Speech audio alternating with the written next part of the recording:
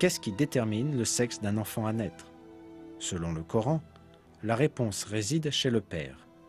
La masculinité ou la féminité est créée à partir d'une goutte de sperme quand elle est éjaculée.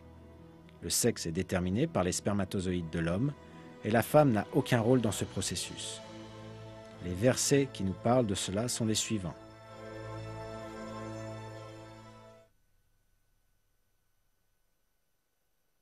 C'est lui qui a créé les deux éléments de couple, le mâle et la femelle, d'une goutte de sperme quand elle est éjaculée.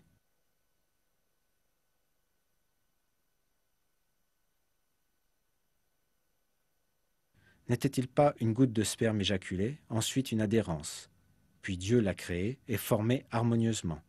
Puis on a fait alors les deux éléments de couple, le mâle et la femelle.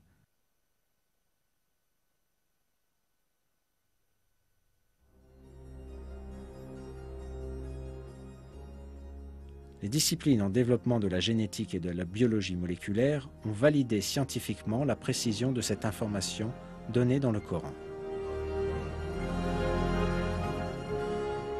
Le sexe d'un bébé est déterminé par le chromosome de l'homme, X ou Y, qui s'unit avec l'ovule de la femme.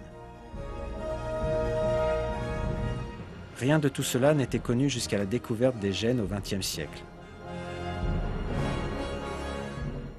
En réalité, dans de nombreuses cultures, on pensait que le sexe d'un bébé était déterminé par la femme. C'est pourquoi les femmes étaient blâmées quand elles donnaient naissance à des filles. 14 siècles avec la découverte des gènes humains, pourtant le Coran révélait une information qui réfutait cette superstition, en indiquant que l'origine du sexe reposait non pas chez la femme, mais dans le sperme tiré de l'homme. Ceci parce que le Coran est la parole de Dieu.